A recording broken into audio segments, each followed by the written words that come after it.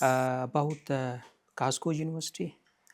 I have been visiting Glasgow University for the last 5 years now, and I first came in 2020, and I'm from Finland, very cold, but Glasgow University, I have been coming here for teaching and for research, and also, of course, for the collaboration. But I'm coming here for the last 5 years. My achievements about my life after I did my PhD in digital marketing, and it was something that I would say the biggest achievement from Finland. And then I have been doing a lot of teaching in Tanzania, in Finland, in Kazakhstan, in Spain, in Germany, and that was my achievement, that I have been doing a lot of research and teaching work. And I have some good publications from Africa, from Asia, from Europe. So these are my achievements, like teaching and research and publication, and also in collaboration. The current level of university, Kazno. Yes. Kazno. Yes, I can compare Kazno with any university, and I want to say everything to the student here, that Kazno is a good university. If I compare the Kazno with the university in Finland, the university in any other country, Europe or Asia, then of course Kazno is actually one of the very good universities. Students are very hardworking, but if they give the proper guidance, proper attention, they can do better. Not work hard, but if they give the proper direction, how to understand the concept about finance, about management, about history, about digital economy, and then of course the students can do better. I am doing 4 major projects right now. One project I am doing about digital social innovations in Abu Dhabi, in UAE. It is Zayed University, and we are collaborating. And we are designing a social innovation system for the people of United Arab Emirates, UAE. And from this digital social innovation system, we are trying to copy the system in Almaty, in Kazakhstan. Okay. And the second project I am doing is about the blockchain.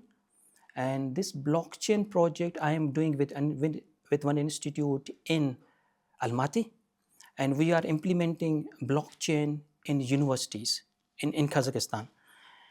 And that initiative, I can say for sure, that initiatives I did not see even in Europe. So this is the first time we are doing this initiative in Kazakhstan, that we implement the blockchain in the universities. So the universities will become more secure, I can say. Okay. And the third project I am doing with team in Norway, and that is about the digital payments, And we know digital payments like Kaspi and QR payments, but these payments are actually coming into, are changing. And how they are changing? They are changing because of the artificial intelligence, because of the expert systems and these things. So we are implementing the digital payment system, a new system in Norway. Okay, and the city is called Alisund. It's a very nice city. So this is the third project that I'm doing here.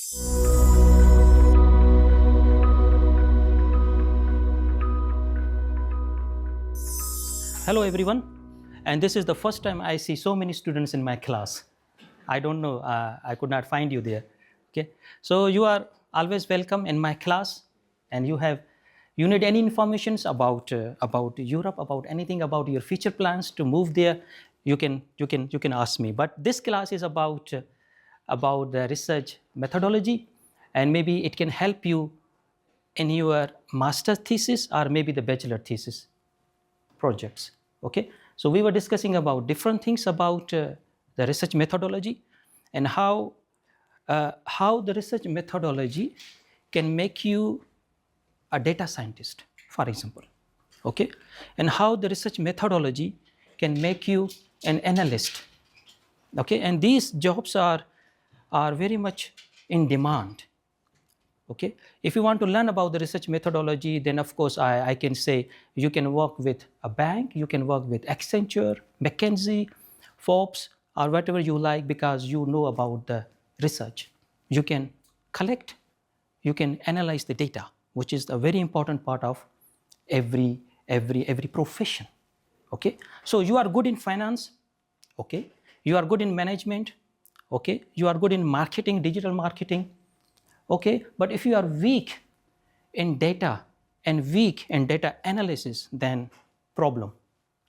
Okay, so today, I mean, for this course, I am teaching here for the last 4 weeks, and we are learning about data collection, about the data analysis. Okay, so what we see here is actually the two parts of the data.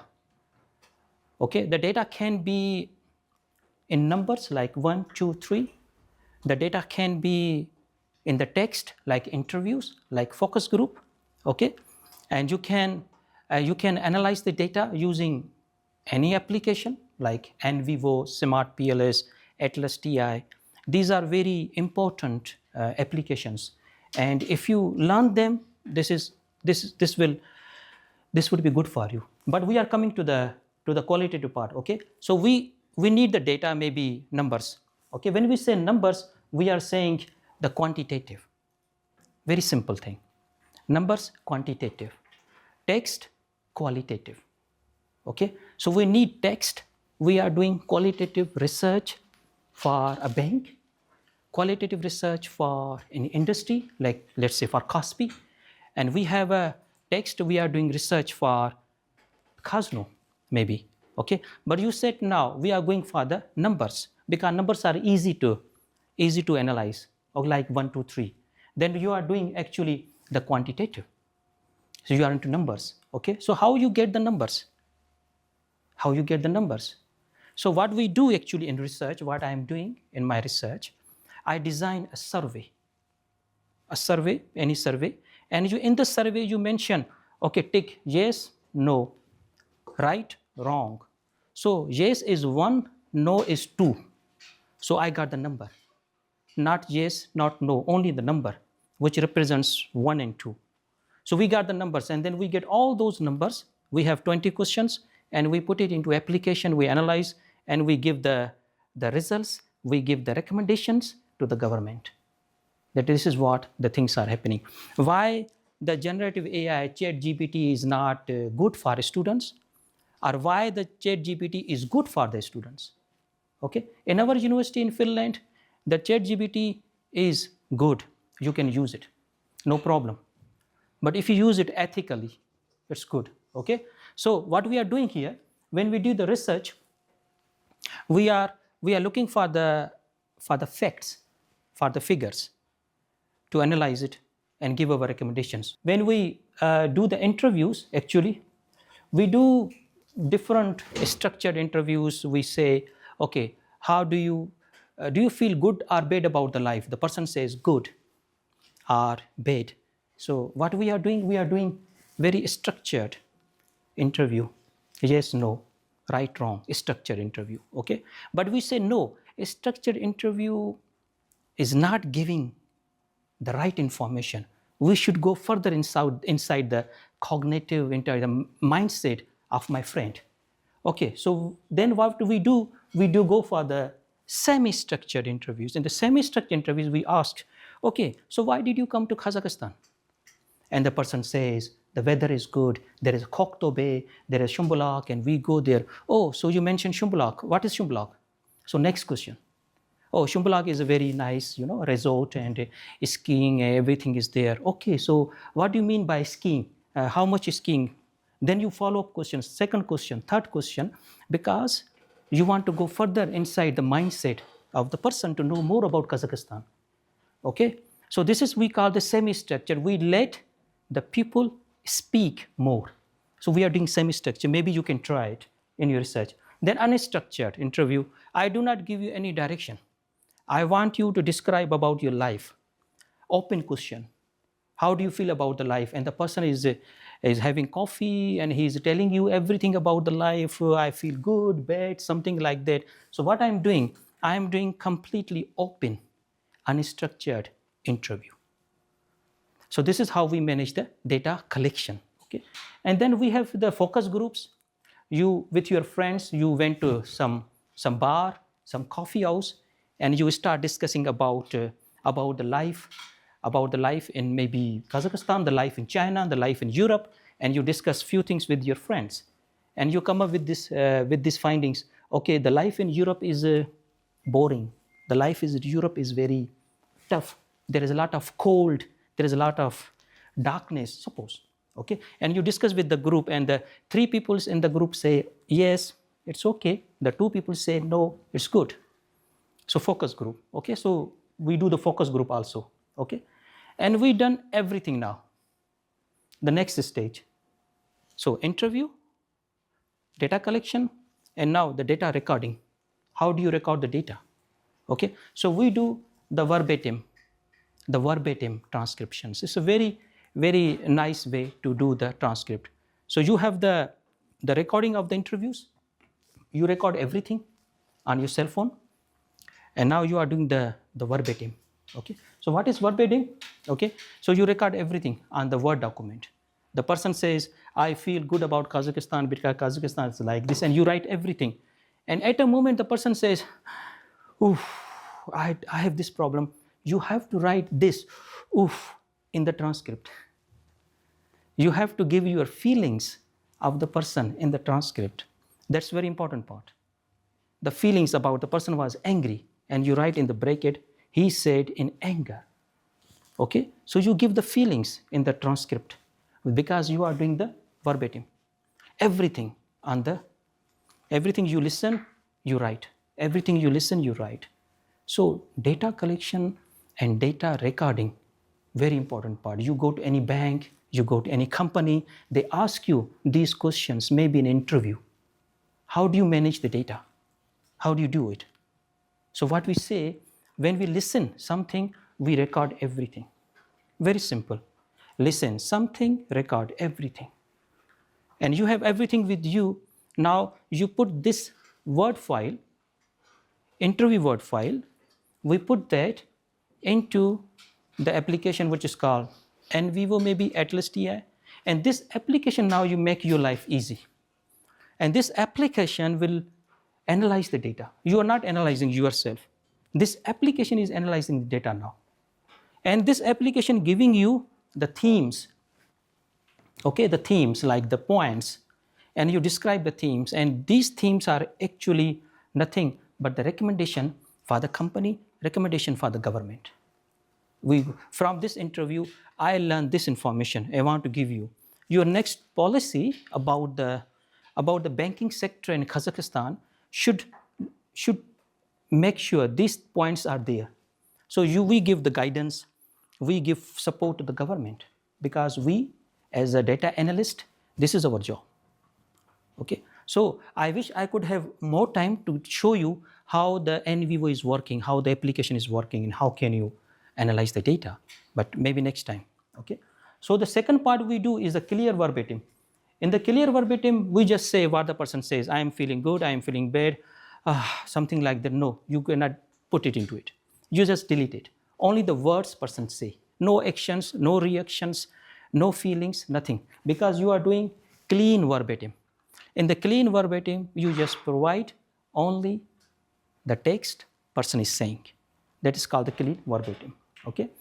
And then it is called the intelligent transcription or the summary transcriptions. Okay? The person says maybe 5 things. The person said maybe 10, and you summarize them and you make only one statement. So this is called the intelligent transcription, which is actually the part of that's actually a very easy way to do the intelligent transcription. Compared to verbatim, very detailed, clean, okay, but intelligent. I sometimes do intelligent transcription when I interview the people about blockchain, about digital social innovations, about these things. So the intelligent transcription really helps to get the ideas from the people. Okay. Then we have the time-stamped transcriptions. This is actually, when you describe your experience, you see, okay, so there was a time person says 5 minutes, question number 1. So you put the time there. In 2 minutes, 3 minutes, maybe few seconds. So you put the time everywhere. How do you know? Because this time stamp, people say it's important, but I don't understand because I don't do it. I don't go into the time, how much time people take to talk, to take something that is okay for maybe some other people, but I don't consider time stamp as a good thing. But what I consider is actually the description, what the people say, and I just make it, and then I do the en vivo, and I put everything into it, and I analyze the data, and we give the recommendations to the government, to the people, to universities, you know. Then we have annotated transcriptions, okay? So we summarize everything. We summarize everything because we need the summary to understand, okay? I was showing this to the class about annotations. In this Mendeley, suppose, this is Mendeley application, okay? In this you put your, suppose about finance course, about financial management in the Mendeley. You put something about the management, introduction to management, introduction to marketing, introduction to digital marketing, and you have the paper, you have a report, you put it into Mendeley. This is Mendeley, okay? And you put everything in Mendeley, the files, the Word file, PDF file, any image, okay? Listen carefully, it will make your life very easy. If you put everything in Mendeley, even the government reports, the market reports, management reports, everything you have PDF, and you put it into the Mendeley. You make your own library, your personal library, okay? Now in this personal library, you just summarize one paper in just one paragraph here. This is called annotation. Annotation means summary, nothing else, only summary. The summary of this paper is here. So tomorrow when I open the paper, I will not read the paper. I will read only the summary, annotation, life easy. You have assignment, you just summarize it in Mendeley. Next time you go there, you just read the summary.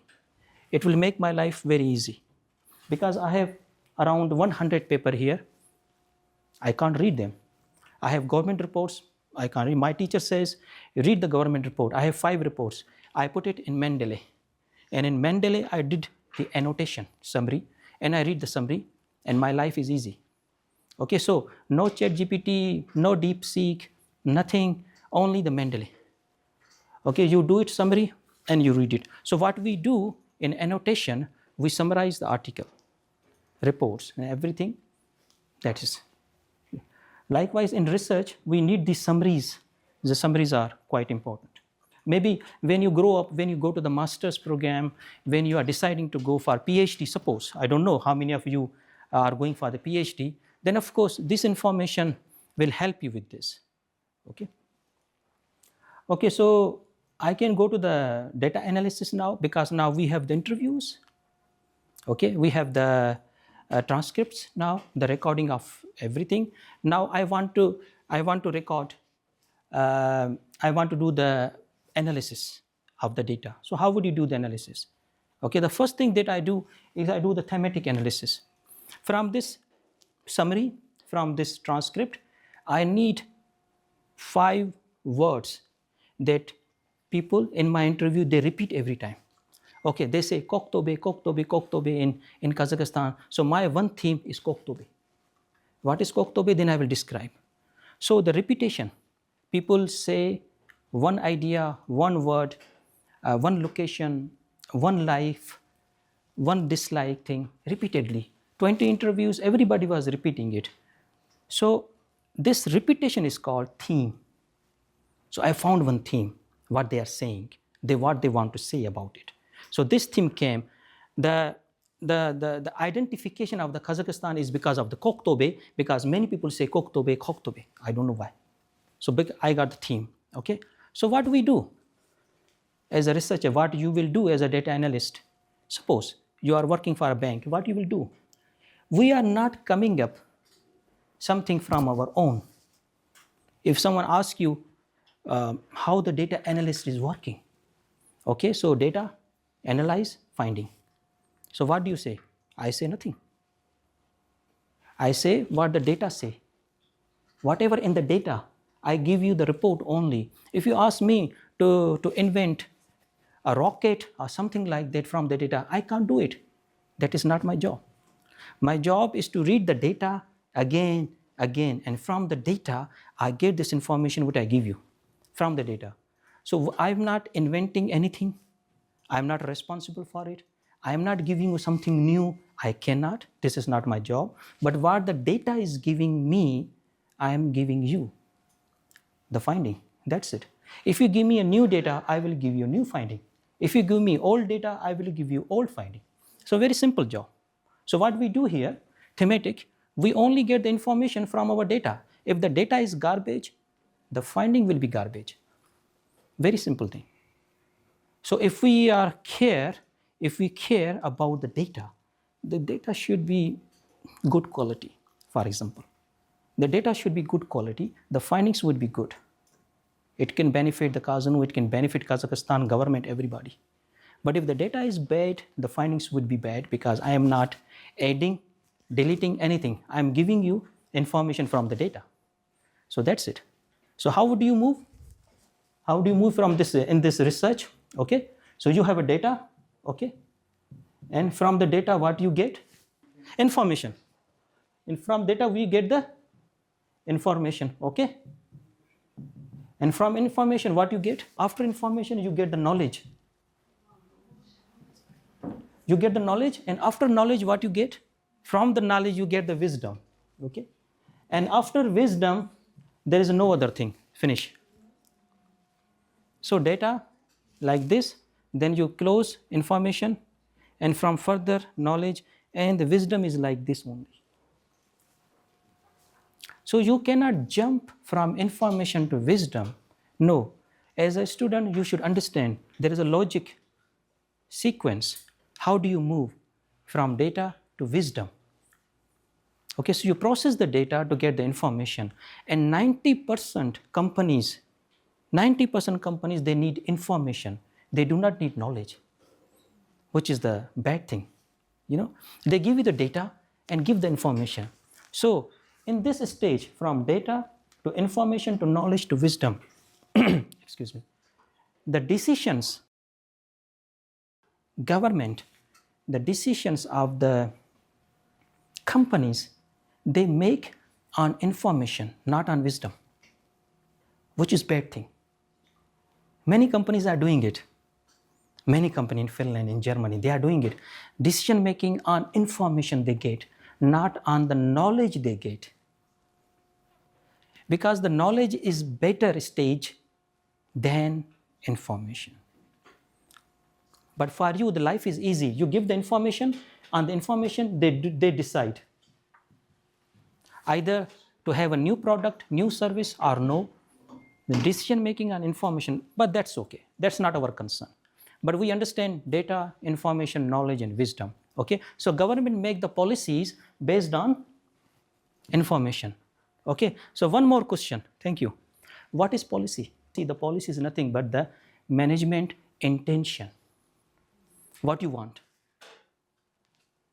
KZNU management's intention. This word intention is called policy. What you want. We want this thing to be done. This is my intention of my manager. And that intention is policy. And policy is always one line, one paragraph. That's it.